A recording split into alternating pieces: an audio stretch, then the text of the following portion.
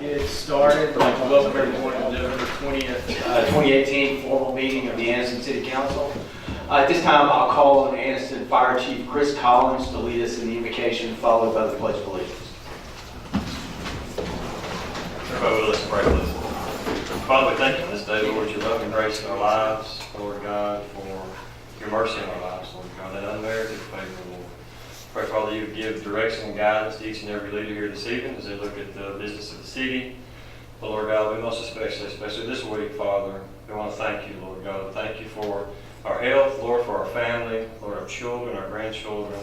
Lord, thank you for the clothes on our back, the shoes on our feet, Lord, the food that we have, Lord God, and Lord, the liberties to stand here right now to call on your name in public. Lord, I thank you for that, Father. I pray we won't take those things for granted, but most especially, Lord, that 2,000 years ago, you chose us. You knew our hearts. You knew what we do, and you still gave your life for us. Father, thank you, Lord God, for loving us, setting that perfect example for us. Pray continue to bless and keep us throughout this week. Lord, we give you all the praise, honor, and glory for it. In Christ's holy name. Amen. Amen. Pledge allegiance to the flag of the United States of America and to the republic for which it stands, one nation, under God, indivisible, with liberty and justice for all. Okay, let's now come to order. Will the clerk please call the roll for the establishment of the quorum? Councilmember Jenkins? Yes. Councilmember Reddick? Present. Councilmember Little? Here. Councilmember Harris? Present. Mayor Draper? Here, a quorum is present. Is there a motion to waive the reading of the minutes of the November 5th, 2018 meeting? So moved.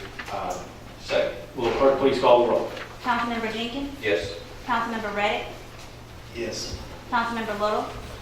Yes. Councilmember Harris? Yes. Mayor Draper? Yes, the reading is waived. Is there a motion then to approve the minutes of the November 5th, 2018 meeting as presented? So moved. Is there a second? Second. Will the clerk please call the roll? Councilmember Jenkins? Yes. Councilmember Reddick? Yes. Councilmember Little? Yes. Councilmember Harris? Yes. Mayor Draper? Yes, the minutes are approved. Mr. Johnson, other than the removal of items F and G from the consent agenda, which we will take as standalone items, are there any other additions or deletions to the agenda? No, sir. Is there a motion then to approve the agenda as just amended? So moved. Second. Will the clerk please call the roll? Councilmember Jenkins? Yes. Councilmember Reddick? Yes. Councilmember Little? Yes. Councilmember Harris? Yes. Mayor Draper? Yes, the agenda is approved. We've now come to the informal public comments portion of the meeting. If you would like to make a comment, please come forward to the microphone, and in accordance with our rules, please state your name and address, and please limit your comments to 3 minutes or less. Thank you. 3 minutes? How did we get started? James Montgomery, P.O. Box 1870, Anniston, Alabama. First of all, I want to wish all of you a happy Thanksgiving. And you probably know that I haven't been down here in a while because 3 years ago, I talked myself into starting a PhD. I don't know what got into me, but I did, and so that's what's been keeping me. I'm almost finished now, but it was a daunting task. Last year, this time, I was in Charlotte in intensive care. Didn't know where I was. Had simple pneumonia. And I want to say to all of you here that you need to learn to take your doctor's advice. I know there's some people who are adversarial toward taking the flu shot, but I took my flu shot late. And my doctor warned me not to travel, but I traveled anyways. But when I got to Charlotte, I ended up being short of breath and having to go to the hospital. What I didn't know was that in 2017, because of the strain of flu that was present, that many people died from the same experience that I had. They reported to the hospital in intensive care. Fortunately, I was in a place, I went to a private hospital, and I was in a place where they could give me the proper medical care because just from the pneumonia, my kidneys failed, my heart failed, liver failed, everything. How did you get back here, Jim? Well, I'll just give, I wouldn't blank on my partner's name. We worked at the depot together. But after being in the hospital for 30 days, I couldn't walk or do anything. And I needed to be transported back. And the Anniston Rescue Squad came and picked me up, 5-hour drive, and brought me back home and delivered me over to the nursing home where I stayed for 10 days so I could regain use of my extremities, my limbs and all that. So I appreciate It's warm. Yeah, Johnny, I know I can't think of his name, I'm sure we worked at the depot all those years. But they made a special thing to come and get me, and I really appreciate that. And also I want to thank Ben, because Ben was there when I was admitted to the hospital, so nobody knew I was in the hospital. I texted my daughter, but Ben contacted my family members. David, who was not at the meeting, drove my daughter up there, and there were a host of other people that came. Thank God for all of you on the council and the city who may have prayed for me. So that was a miracle that I'm standing here and alive today. I'm telling you, I'm in perfect health now, no problems, no heart issues, nothing. And that's just a miracle. I'll just put it that way. You know, I had an incident that happened down, I want to mention this, down in Oxford the other day where I witnessed an accident. I was the first one that saw it. And so when the police arrived, I was filming the incident because it appeared to me at some point that they were not treating this black guy who had hit this car and turned it over. They didn't seem to be treating him right, so I thought I would record that. Anyway, one of the head police officers came up and asked me to step back, and I did. And then later another one came and said, well, you still aren't close enough. But the thing that I remember about that encounter was his demeanor and his tone. I mean, he didn't sound like somebody that was angry or upset or, you know, you better get yourself back or something like that. His demeanor and the decorum and all of that was something that I decided to file a complaint about it. And then when I thought about it, I actually went down and talked to the chief. I said, this guy was extremely nice. I re-looked at it on my recording. His voice tone, you wouldn't have even known he was a police officer. I just mentioned that. The other thing is, and I'm not fussing about this, but I still have not seen the pictures of previous council members that showed that African Americans served on the council. You know, Jay, we talked about that at the town hall. I know that the city is going to be moving, but if you're not moving in the next couple of years, I think you should put those up because that's history. And we don't want everyone to think that black people are not served or African Americans are not served on this council. One other thing I want to mention, Tim, you and I are friends. We worked at the depot together. And we did a lot of organizational development things together, leadership issues and all that. But I noticed an article in the paper where I think you were riding around in West Anniston or somewhere and you saw graffiti. And that ended up being reported to the police officers as potentially gang graffiti. Now, I'm not for gangs.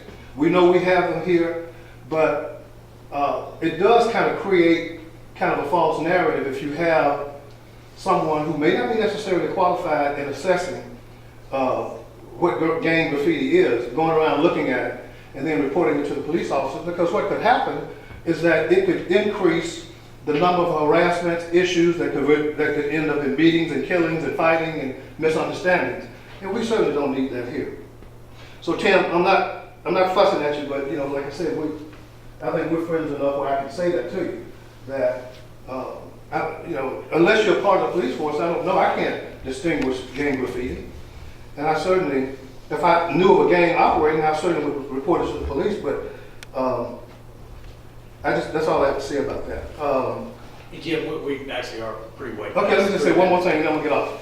On the CDBG program, years ago, when I was on the council from 2000 from 92 to 2000, we made ways to use CDBG money. What I'm understanding now is that there seems to be obstacles. We built homes for people who we granted $18,000, the max that we could grant to people who qualify. We built brand new homes. You can go up on Brown right now. Some of those houses are still there. You can go to Glendale.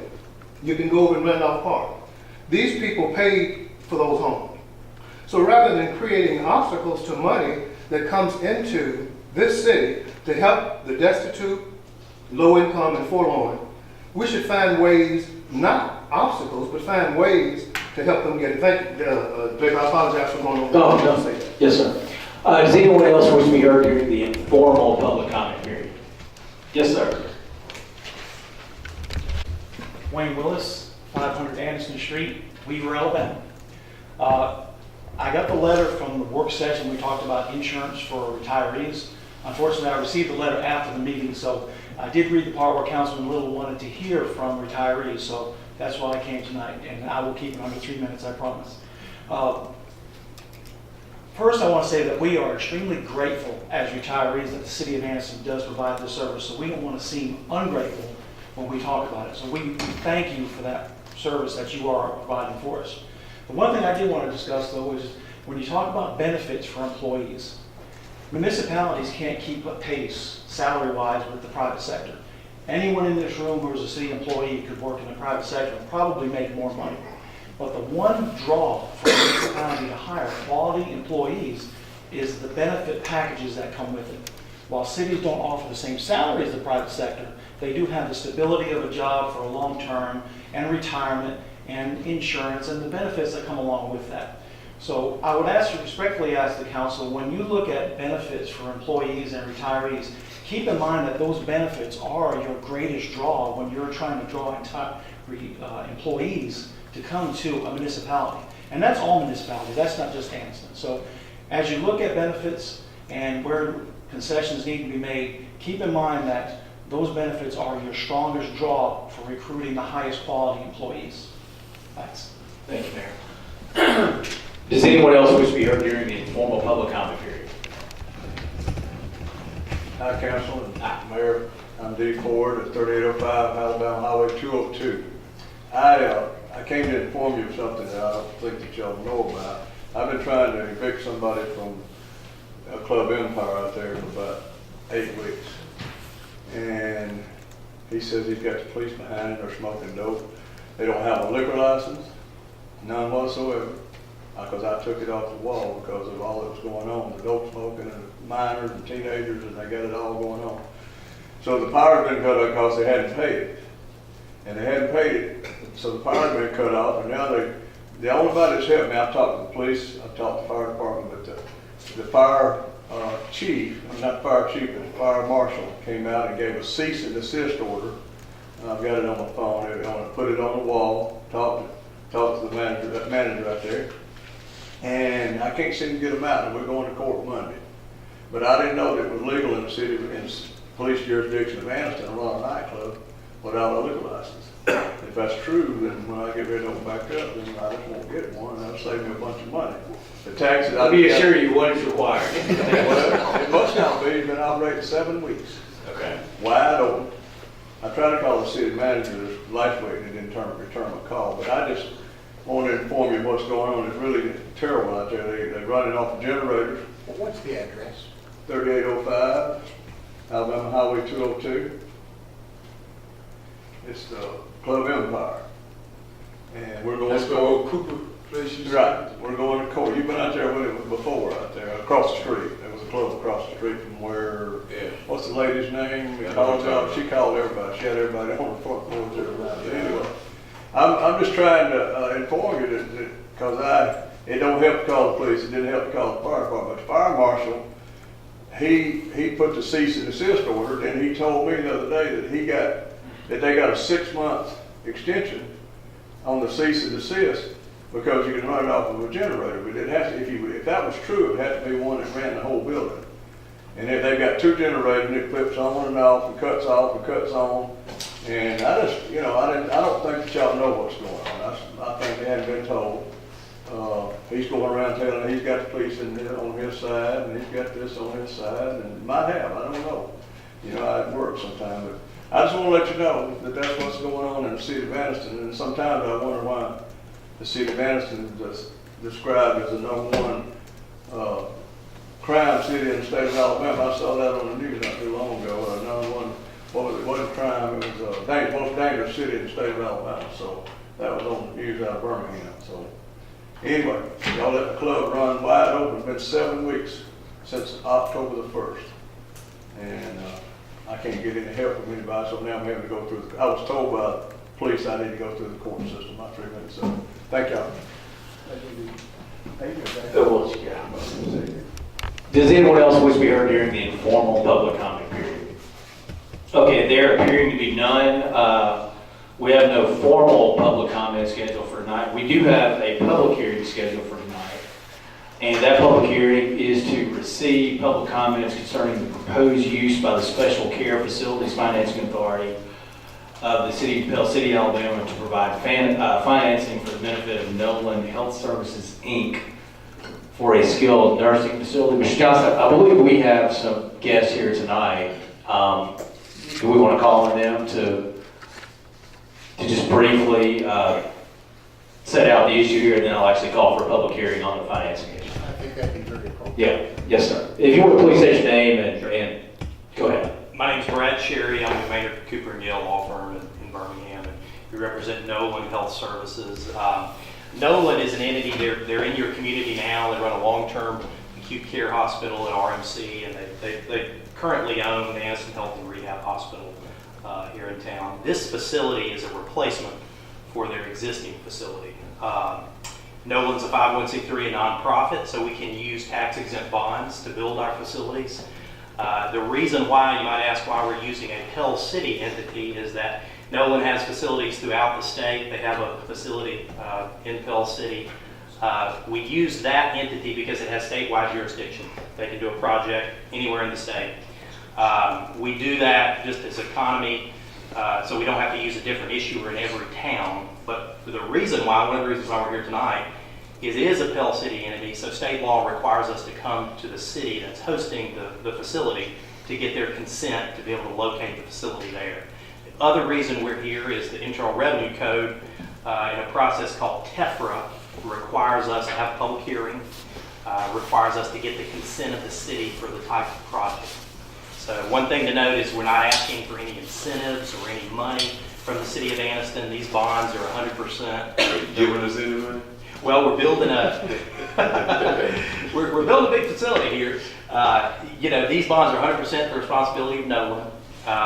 And the other thing, the consent you're providing tonight, it doesn't do an end around your normal permitting, building, construction, zoning, that type of process. So it strictly just checks a box for us for the Internal Revenue Code and for the financing as it being a 501c3. So happy to answer any questions y'all might have. Yeah, does anyone have any questions prior to opening the public hearing? Any members of the council? You know, it's good that you guys are staying here because we got this great ambulance service, Anniston EMS. They provide a great service, and you guys will be very, very, very happy with them. Thank you, sir. We appreciate it. Okay, I will now open a public hearing as to the said financing. Does anyone wish to be heard? I will now close that public hearing. Mr. Johnson, do we have any unfinished business? No, sir. Okay. There being no unfinished business, let's move on then to the consent agenda. Is there a motion to approve the consent agenda as amended, which again would be with removal of items F and G? So moved. Is there a second? Second. Will the clerk please call the roll? Councilmember Jenkins? Yes. Councilmember Reddick? Yes. Councilmember Little? Yes. Councilmember Harris? Yes. Mayor Draper? Yes, the consent agenda is approved. Our first resolution deals with the public hearing that was just called for. It deals with approving bonds pursuant to Section 147F of the Internal Revenue Code of 1986 as amended and the Enabling Act for Nolan Health Services, Inc. I think, Mr. Johnson, that resolution has been very, very well explained now. I don't think there's anything else that the council needs, information that we'll need. And at this time then, I will move for passage and adoption. Is there a second? Second. Council discussion. We're excited to see this one. So thank you. Okay, will clerk please call the roll? Councilmember Jenkins? Yes. Councilmember Reddick? Yes. Councilmember Little? Yes. Councilmember Harris? Yes. Mayor Draper? Yes. Our second resolution deals with amending the retiree health care plan. Mayor Willis spoke to that a few minutes ago. Mr. Johnson, would you please present that resolution? In general, or Generally speaking, it is a lengthy resolution. We need a motion to read by title. That's for ordinances. many years ago, the council established a policy that the COBRA rate, or 80% of the COBRA rate, would be used as the baseline for employee health care premiums for retirees. That rate was last adjusted in June of 2009. It has not been adjusted since. And we find ourselves in a position where the rate being charged to the retirees is significantly less than the 80% goal established by the council. We had, as Mr. Willis referred to, we had a meeting where we invited all the retirees that was held in August, and the original proposal by staff was to adjust the rate over a 3-year period. Based upon the comments from that meeting, we've come back and presented to the council a resolution that would increase the retiree contribution, the retiree rate, over a 4-year period, to where at the end of 4 years it would be 80% of the COBRA rate. Certainly, we recognize the contributions that the retirees have made to the city. We appreciate their service. We understand, just like present-day employees, health insurance is a very costly item.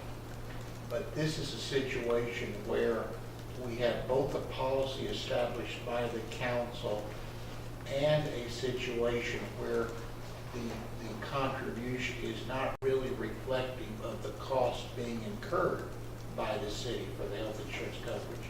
And that is the reason that we're recommending the consideration and approval of this resolution. Okay. Thank you, Mr. Johnson. At this time then, I will move for passage and adoption of the resolution. Is there a second? Second. Council discussion. Mitch, what is that rate compared to other cities in the surrounding cities?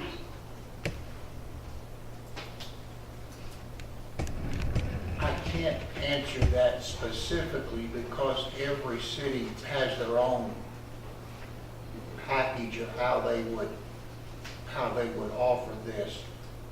The insurance plan itself is through Blue Cross Blue Shield, so the rate in terms of COBRA that is charged would be relatively similar across the board. Of course, there are exceptions based upon each individual client's experience rating. But we would be, and I would defer to Bathsheba perhaps, but I would say we're probably average or below in terms of what we charge. And I would just say quickly that, this is an important but difficult issue.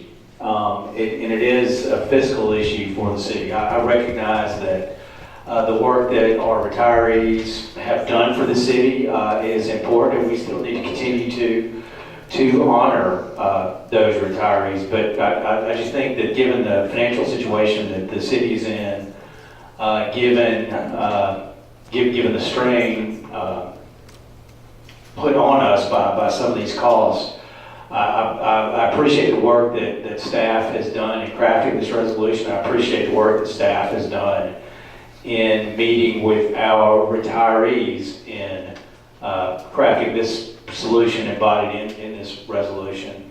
And again, I just think this is something that the city is going to have to do at this point. Is there any other council discussion? She was got out to say something. Right, I'm going to address you. In comparison, as Mr. Johnson indicated, those COBRA rates are going to vary based on the plan of the agency. But looking at retiree health rates for the city of Oxford, it's $325 per month for the retiree only. And of course, they can keep it if they have more than 10 years of service. But they, in their retiree plan, they only offer it to the retiree. On the other end of the spectrum, speaking with HR in the city of Jacksonville, those rates for the retiree share are $929 a month for, what? Yeah. For one individual? Mm-hmm. They have paid $920, a retiree paid $929. They must get a good salary when they retire. Well, or they elect not to keep it. Good Lord. Yeah, and they've got different rates for the city of Jacksonville. If that retiree is not on Medicare, they pay the $929 a month rate. If they're retired and they're Medicare eligible, it's as low as $427. And again, that is based on the retiree only. And some municipalities, like Oxford, they offer that benefit to the retiree, but not to dependents. So we're doing ours with the dependent also, right? Right. If they choose. If they choose. And what's our, for retirees only, what is our monthly rate? Currently, it's $327 a month. And it's been that rate since 2009. The proposal is $375 a month. It's an approximately $50 a month increase. And what kind of, did we give them a pay raise also, the retirees? Now, a couple of years ago, that was for the retirees that are participating in the retirement systems of Alabama, not the police and fire retirement fund. So we gave them, and what was that percentage per month that they received? That, I don't know, that's gonna vary if it was a percentage, and so I don't see the earnings of retirees from the retirement system. Then we gave them a $500 bonus or what? One time, remember that last year? They got, that retirees that got that? That was the retirement systems of Alabama. But wasn't the city, the ones that retired from the city, they didn't get that? They got that if they met the criteria established by the retirement systems. So everyone didn't get that? There were some of them that did not get that bonus. Yeah. Let me ask you this, because everyone was not there, I reckon, because how many people you all received when you all asked people to come in and talk to them? We had 25 to 30. 25 to 30, how many retirees do we have? Okay, let me clarify. The letters went out to over 50 retirees that are currently on our health insurance plan. If they don't participate in the health insurance plan, they didn't receive notice. Okay. And some of those that attended were spouses. So we only have about 50 people in the health that's participating in the health care plan? Right. 50 retirees, but we're covering a number of families. Okay. So we have 50 retirees in the system, and out of that 50, some of those 50 have families included. Yeah. Right. Okay. And how many have elected to choose to have their families in the plan? I'm going to estimate off of my offer That's that I didn't bring with me. If I remember correctly, there are 16 that have the actually full family coverage. And how much is that per month for a full family? $592 a month currently. And let me explain another dynamic of this whole thing.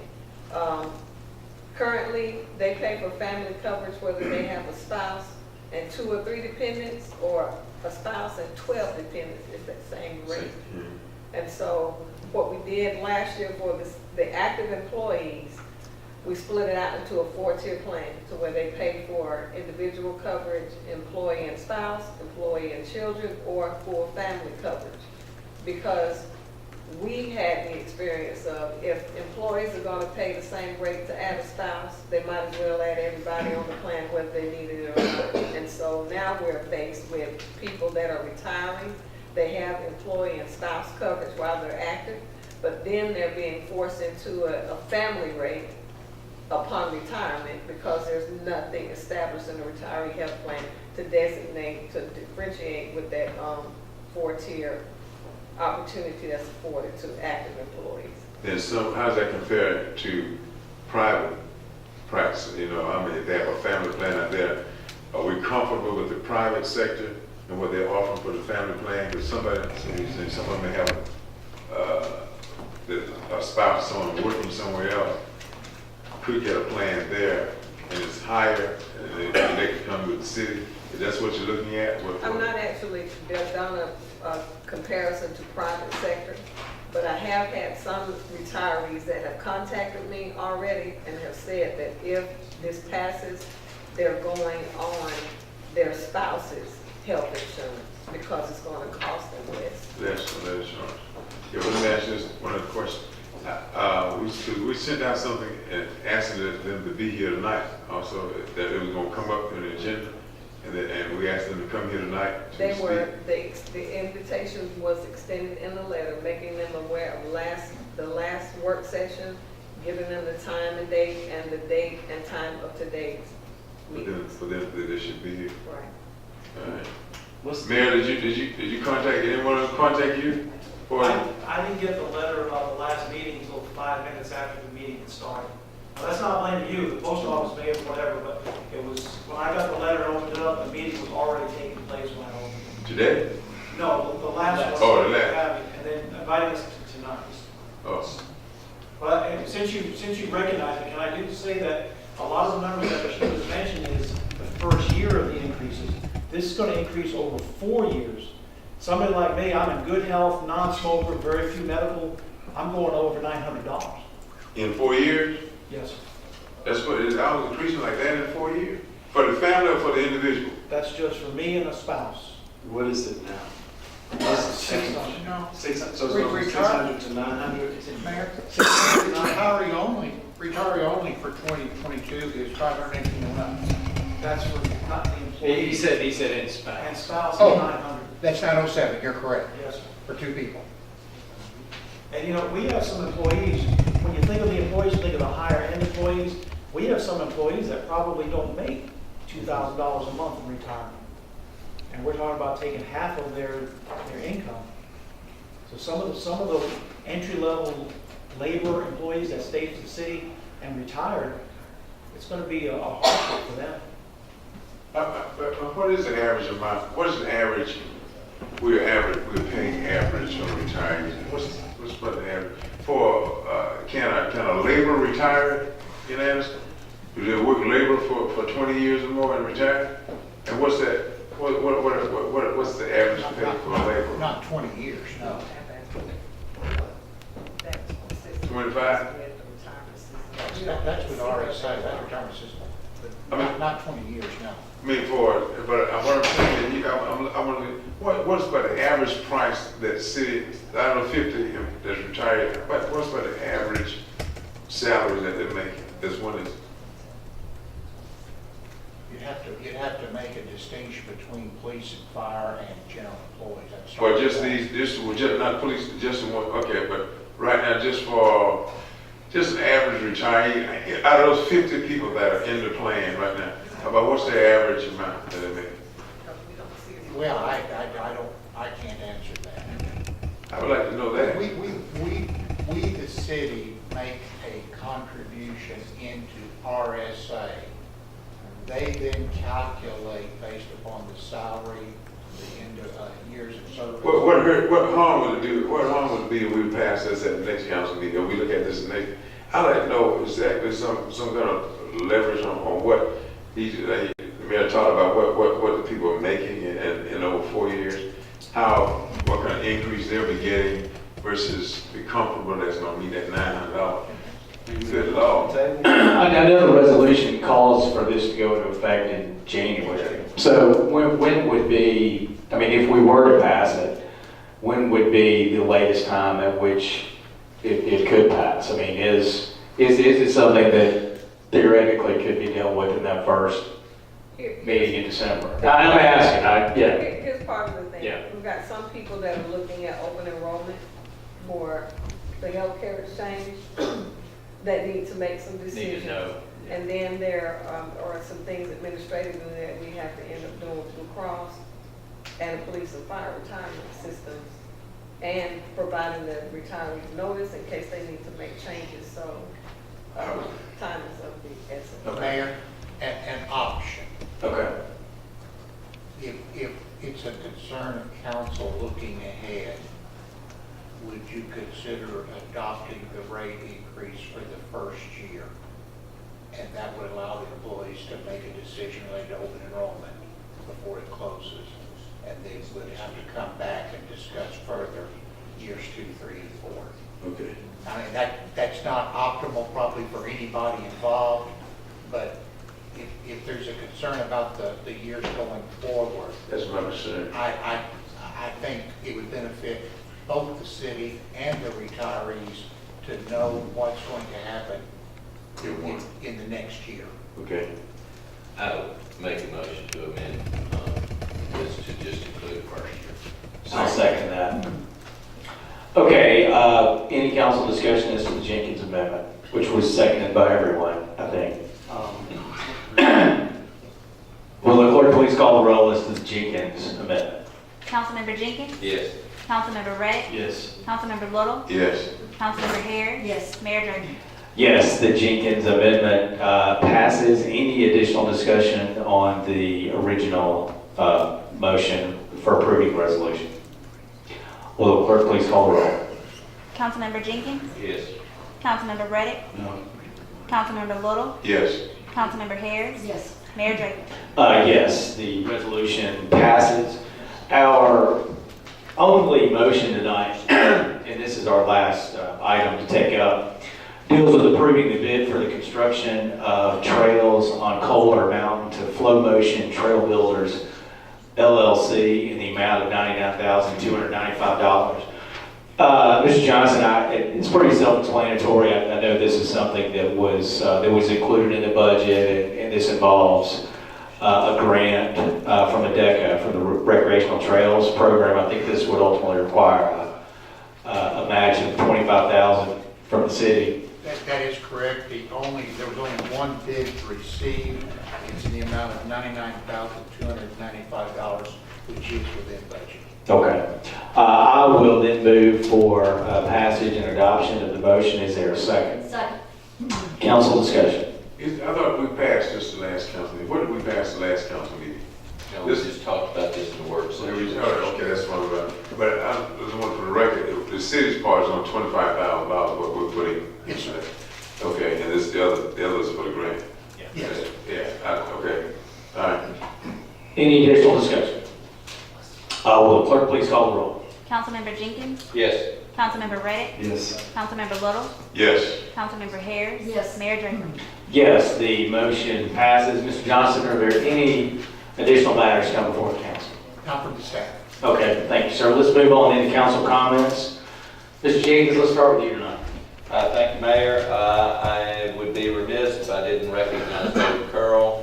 David, thank you for your willingness to serve on the Museum of Natural History. I know there was some confusion expressed as to whether or not our board candidates needed to come before us.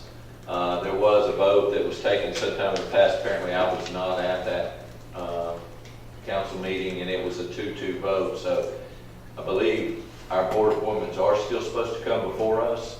No. No, they are. They are supposed to. We did not pass the resolution eliminating that. They're still supposed to be here.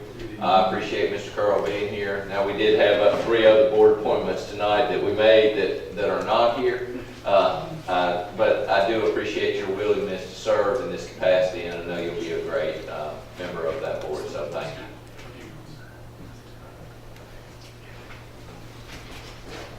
Mr. Reddick.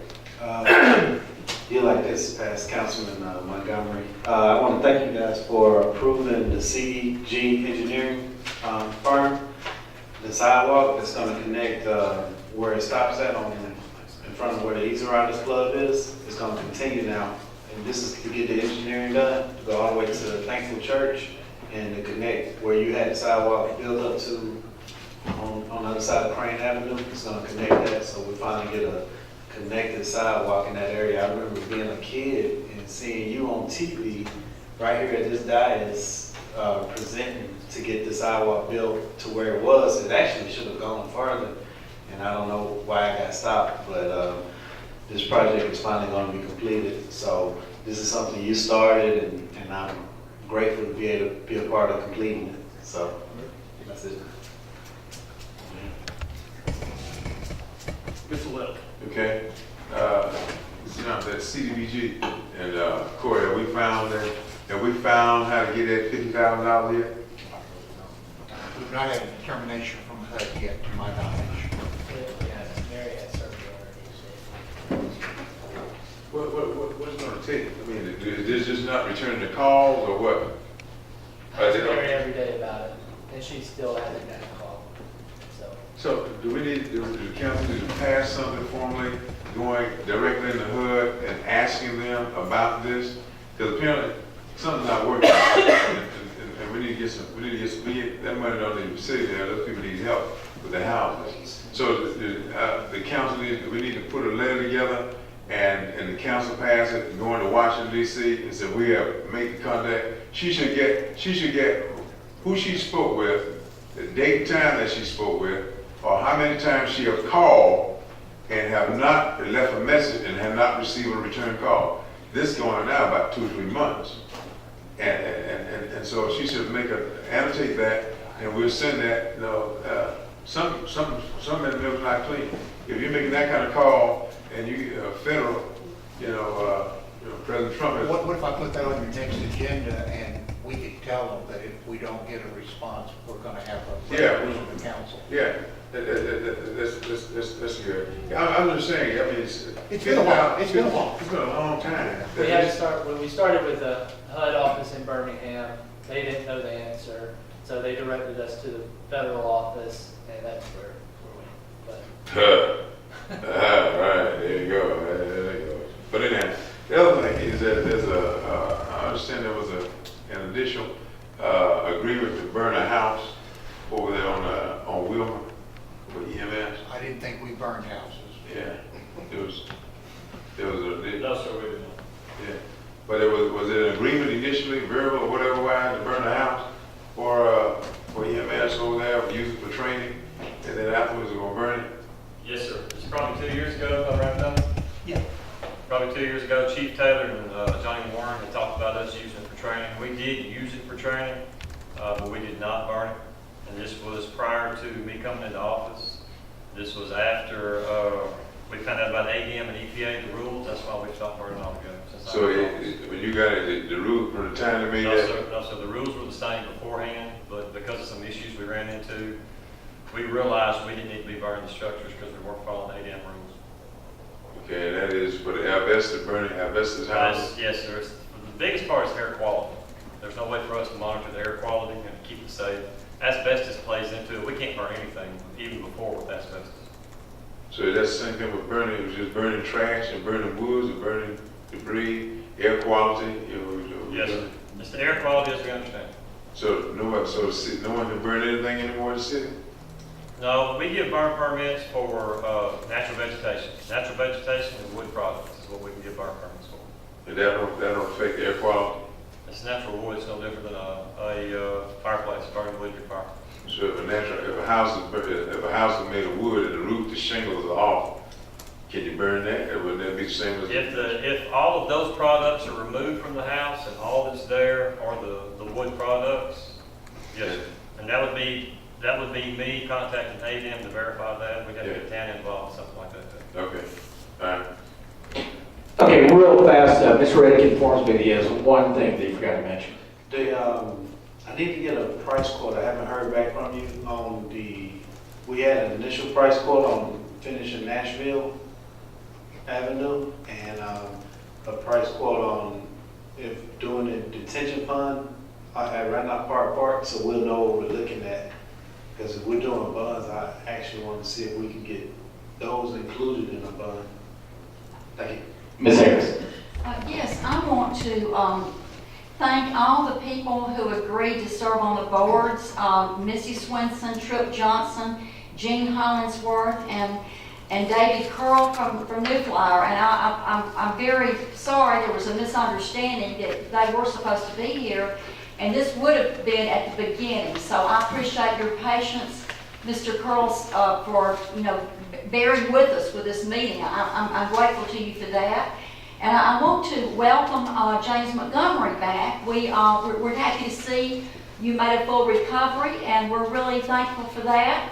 And I want to say that Mayor Willis, your comments were well taken. It is a tough subject, healthcare is, and as well as being fiscally responsible to the city. So it's just really hard. And I want to congratulate you on the great run you had this summer. It was amazing what you were able to do with a small budget, and that speaks to your I would say you have a magnetism about you, so don't give up. You need to keep running. And anyway, thank you everyone for being here, and I hope everyone has a happy Thanksgiving. Thank you so much. I too would like to thank everyone for coming out and being engaged, and I see that we've got a new reporter from the Star covering us tonight, I guess, henceforth. Welcome to you. And again, would like to wish everyone a happy Thanksgiving as well. And with that, I will move that we stand in adjournment. Is there a second? Second.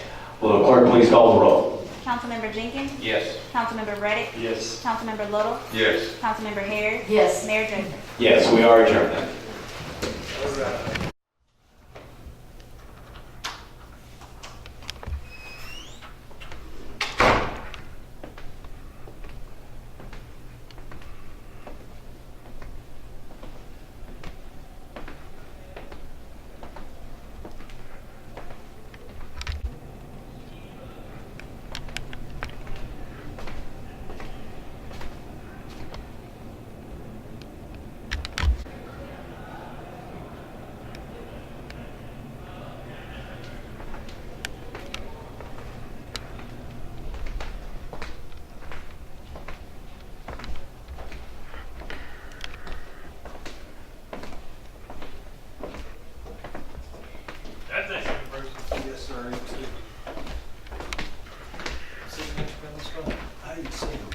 Remember you was at the podium today and you was talking about the pictures here in City Hall.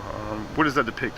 Well, it doesn't adequately depict the involvement of African Americans in this government. I mean, we've had black council members, African American council members, as far back as in the 70s.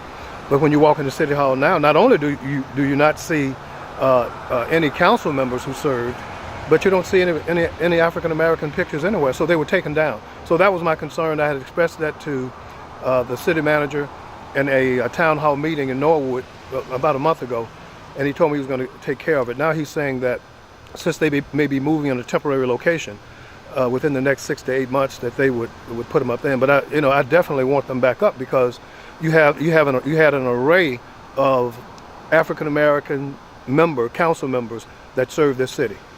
Right. Who do you think made that call to have them taken down?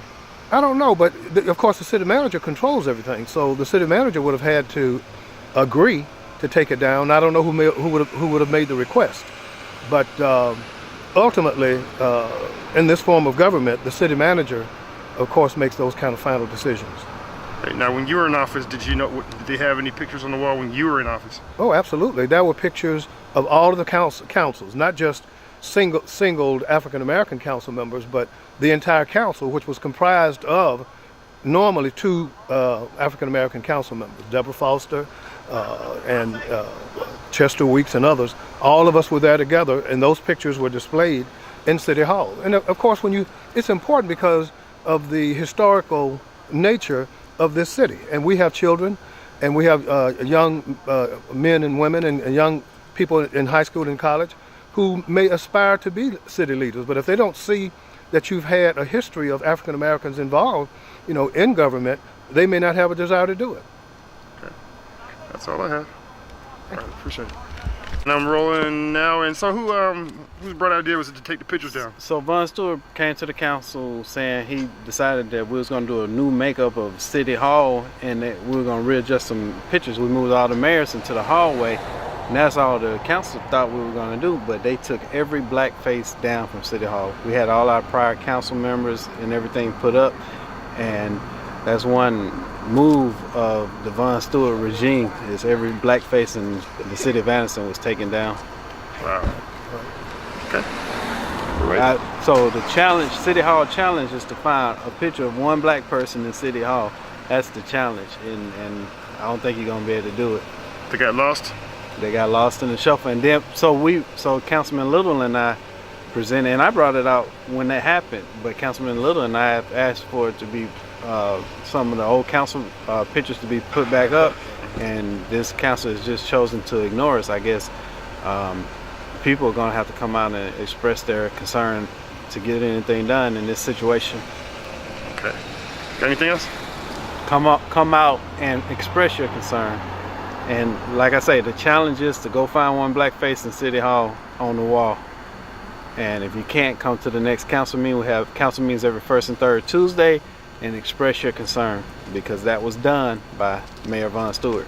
Former Mayor. Former Mayor Von Stewart. Okay. And Brian Johnson. All right.